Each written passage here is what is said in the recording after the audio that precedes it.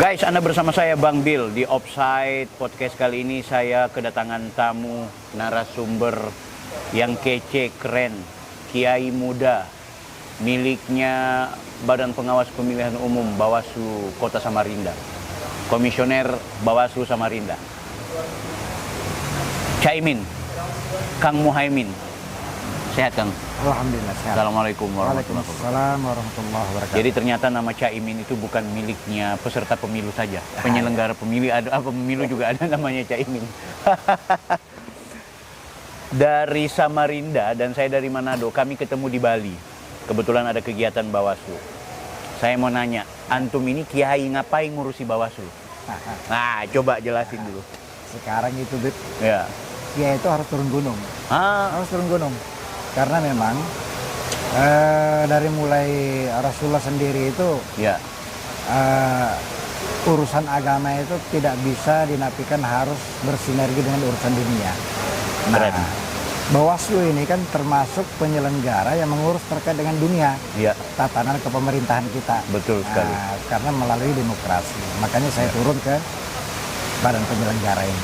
Tapi kan menjadi penyelenggara pemilu atau menjadi pejabat atau menjadi penyelenggara negara lah secara umum. Kemudian dibanding dengan banyak orang yang statusnya sebagai penyuluh agama, pemuka agama, baik itu ustadz, pendeta, itu kan kadang-kadang justru punya orientasi yang akhirnya berbeda itu, Kang. Menurut antum gimana itu? Itu kalau kita menilai atau menilik kepada generasi yang dulu. Oke. Nah sementara sekarang ini terkait dengan keagamaan itu sendiri harus sudah berubah. Ya.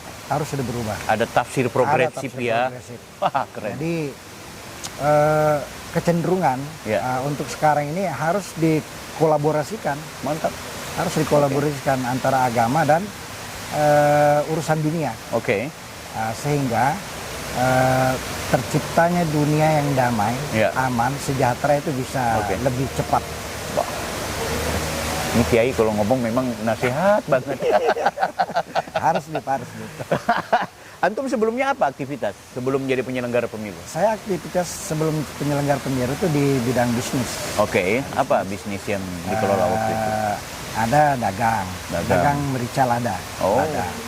Ada juga bergerak di pertanian sawit. Bergerak di peternakan ayam broiler itu. Iya. Alhamdulillah sampai sekarang masih ayam, cuma saya serahkan kepada anak. Mantap. Anda mau tanya soal, antum tadi bercerita soal konsep demokrasi, ya kan? Sebenarnya kalau kita mau menempatkan Islam sebagai sebuah agama dengan situasi di Indonesia yang memiliki sistem demokrasi, antum melihatnya seperti apa sebenarnya? Sebenarnya kalau sistem demokrasi saya kira sangat masuk ya, dari sangat relevan kepada nilai-nilai agama kita sendiri, khususnya Islam. Karena apa? Karena di situ ada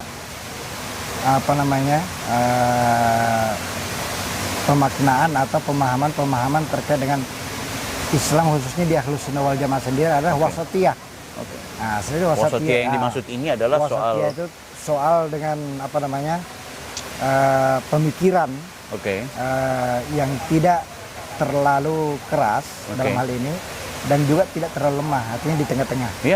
Dan ini sangat relevan dengan tidak negara cenderung kita. Kiri, tidak cenderung kanan gitu. Nah, Indonesia antum melihat punya relevansi dengan konsep wasatiyah ini. Dari mana? Coba bisa dijelaskan. Karena keberagaman kita kan. Terus suku, bangsa, bahkan lajnah dari bahasa kita itu bermacam-macam. Kalau tidak salah itu ada 300 bahasa di Indonesia. Artinya itu ada beberapa macam suku, adat istiadat. Nah ini kalau dengan pemahaman Ahlus Sunnah, Islam wasatiyah itu sangat relevan dengan demokrasi yang ada di Indonesia. Tapi kan faktanya di tengah-tengah masyarakat kita juga masih banyak yang terjebak dengan isu dan sentimen-sentimen antar golongan. Misalnya teman-teman Natalan kemarin kita lihat ada beberapa video yang menggambarkan ada komunitas Kristen atau mungkin Katolik yang melakukan kegiatan di rumah yang kebetulan bukan gereja itu diserang. Bahkan ada aparatur, ada aparat di sana. Nah, antum melihat apanya yang bermasalah di sini? Pemahaman masyarakatnya kita kah atau kegagalan negara? Soalnya ada negara mengintervensi di situ. Simbol negara lewat pemerintah. Kan intervensi ataupun aturan-aturan atau regulasi yang ada di negara itu kan bangkit atau muncul daripada pemahaman itu sendiri. Nah, makanya di sini sangat berperan ulama-ulama yang wasatiyah itu untuk memberikan pengertian atau pemahaman terkait dengan agama yang benar. Nah, selama itu tidak mengganggu kepada akidah, ya fine-fine saja. Karena memang ya terkait dengan selamat itu sendiri ya, ini kan bukan persoalan sekarang ini. Betul. Ini sudah persoalan bahkan berabad-abad yang lalu. Dan akan terjadi lagi. Dan akan terjadi diistilahkan lagi. Dalam bahasa Arab, jadi fi'il mudhari gitu. Sudah terjadi, sedang terjadi, dan akan terus terjadi. Gitu. Karena memang di dalam regulasi itu sendiri, baik dari ayat maupun hadis itu, tidak ada yang secara signifikan menyebutkan terkait dengan hukumnya. Hukum. Saya mengambil di sini hukum. Halal, haram, mubah, dan lain sebagainya. Nah, kita tidak masuk ke wilayah itu. Tapi kita masukkan ke wilayah apa? Kebersamaan itu tadi. Ada persaudaraan itu dikaitkan karena nasabnya. Ada persaudaraan itu dikaitkan dengan karena sesama agama, diniyahnya. Ada persaudaraan itu diambil karena wataniyahnya. Sama-sama bangsa dan negara. Pun kalau kita bukan berbangsa Indonesia, kita ambil persamaan itu dari segi makhluknya, insanianya, sebagai hamba Tuhan, sebagai makhluk ciptaan Tuhan. Nah, dan itu wajib sesama hamba Tuhan itu saling menghormati. Nah, terus kenapa peristiwa-peristiwa miring ini terjadi menurut antum? Nah, berarti ada kalau saya mau bilang itu, karena pikiran-pikiran antum seperti ini menurut golongan-golongan yang menganggap bahwa cara berpikir ini adalah dianggap liberal, sesat, bahkan kafir gitu kan. Lah, kita hormati orang yang menolak, misalnya seperti dalam hal ucapan selamat Natal. Enggak apa-apa orang mungkin tidak memperbolehkan atau menyebut kata haram. Tapi yang problem sekarang kebanyakan ketika ada orang yang menyebutkan selamat Natal, terus golongan-golongan seperti ini mengkafir-kafirkan, menyesat-nyesatkan gitu. Di Samarinda masih banyak nggak orang-orang kayak gitu? Bukan banyak, ada Mas. Bukan banyak, tapi ada. Ada. Soalnya aku pengalaman waktu di Samarinda itu pernah di demo, Cak. Gara-gara punya masalah waktu itu. Masalah karikatur kan? Iya, karikatur. Aku mau klarifikasi ya. Jadi sebenarnya waktu itu aku kan nyalon presiden mahasiswa. Aku bikin tulisan. Tulisannya judulnya mewaspadai gerakan Islam garis keras menjelang sidang umum mahasiswa. Ya biasalah secara politis calon presiden itu bikin tulisan-tulisan ilmiah gitu kan. Ya, maksud saya jangan sampai ada kelompok-kelompok mahasiswa itu disusupi oleh pemikiran-pemikiran yang radikal ke kanan gitu. Karena apa? Karena ini bisa membahayakan cara berpikir dan tradisi kita dalam intelektualitas muslim di kampus. Benar. Memang tulisan itu, untuk membenarkan tulisan saya mengambil satu karikatur yang berangkat dari pikiran bahwa karikatur ini bukan karikatur Nabi. Pikiran saya bahwa ini adalah karikatur contoh orang yang punya pikiran garis keras. Dia punya bom, dia itu walaupun tidak digeneralisasi ya, tapi hanya untuk kemudian menggambarkan. Jadi bukan membuat tulisan dan menggambarkan ini adalah Nabi Muhammad, tidak. Nah, cuma kan karena hoax waktu itu kan dulu peristiwa di Swiss itu. Cuma memang juga ini karikaturnya ternyata pernah problem di Swiss. Nah, gitu. Jadi ya udah gue diserang habis-habisan. Menurut antum sebenarnya kelirukah saya dalam mengambil pola-pola pemikiran demikian? Mungkin kalau bilang keliru sih tidak ya. Tetapi kalau boleh saya ini pribadi aja. Hanya tidak tepat. Tidak tepat pada saat tidak itu. Relevan, tidak betul. Tepat karena isunya itu kan belum lama nih. Belum lama isu di Swedia di Swiss. Iya, betul. Masih hangat. Terus muncul ya otomatis orientasi orang yang berpikir yang tidak selalu membaca dan lain sebagainya. Apalagi saingan saya kalah di calon presiden itu. Itu dia. Oke. Keren. Waktu itu antum di mana sih? Waktu itu saya sebenarnya kan memang di NU. Ya, karena sebelumnya masih tersesat lah gitu. Kalau boleh dibilang tersesat sih enggak. Hanya salah. Salah. Kan beda itu. Tersesat sama salah. Salah. Antum tiba-tiba, bukan tiba-tiba, akhirnya memproklamirkan diri sebagai warga NU. Tapi memang bukan NU struktur. Secara sebutan itu kan hanya sebutan organisasi aja. Tapi kalau pemahaman ya sama lah. Sebenarnya saya kan di Darud Dawah Irsyad. Darud Dawah Irsyad itu yang booming di Sulawesi Selatan. Nah, yang dibentuk oleh Allahyarham Kiai Haji Abdurrahman Abodale. Saya sekolah di sana. Saya sekolah di sana. Tapi kan pemahaman antara Darud Dawah Irsyad, Wataniyah sendiri, apa namanya? Nahdlatul Watan, terus Al-Irsyad, NU sendiri itu sama dalam memahami secara agama, konsepsi keagamaan sama gitu ya. Jadi sangat mudah. Berarti antum ngapain sudah sama gitu, kenapa kemudian memposisikan diri sebagai karena di Darud Dawah Irsyad ini terus terang dia tidak terjun di bidang politik. Berarti antum secara politis masuk di NU. Masuk di NU. Apalagi mau nyalon komisioner kan. Ampun kita. Kayak gitu. Tepat nggak menurut antum soal keberadaan pejabat-pejabat tertentu atau orang-orang yang duduk di wilayah-wilayah strategis tertentu harus punya afiliasi secara kultur maupun politis terhadap komunitas tertentu pula? Misalnya ini udah jadi mafhum umumnya. Antum mau jadi komisioner apa? KPU, Bawaslu, mau jadi KPI, mau jadi apa saja. Ternyata juga harus punya hubungan secara afiliatif dengan organisasi tertentu. Itu kenapa harus demikian? Mungkin apa ya, permintaan zaman kali ya. Permintaan zaman deh. Karena begini, karena memang dari sejarah itu sendiri kan warga Nahdliyin khususnya itu hanya berkutat di pesantren. Hanya berkutat di pesantren dan membuat kitab-kitab untuk agama. Tidak terjun langsung ke dunia politik. Nah, akhirnya kebanyakan demikian gitu. Sementara roda pemerintahan itu bisa ditentukan kebijakannya melalui seorang pemimpin. Nah, makanya disinilah sebenarnya saya sangat senang kalau banyak teman-teman dari Nahdliyin, terus ya Muhammadiyah juga, Darud Dawah Irsyad yang terjun langsung ke penyelenggara ya. Ini secara kecil anunya lah, skupnya karena kita di penyelenggara toh. Nah, tapi penyelenggara ini yang mengoptimalkan demokrasi ini tercapai sehingga terciptanya seorang pemimpin. Nah, kita menginginkan pemimpin itu sangat mengerti dengan agama yang dianut oleh Indonesia. Tapi problemnya kemudian ketika pola ini masih terus berlanjut, maka tidak heran banyak orang mengasumsikan setiap peristiwa pemilihan figur-figur tertentu pada jabatan-jabatan strategis tertentu pula yang kemudian punya afiliasi dengan komunitas maupun organisasi tertentu, akhirnya ada prinsip-prinsip atau asas-asas profesionalitas itu menurun. Nah, itu potensi ya, aku nggak bilang demikian juga ya, tapi potensi.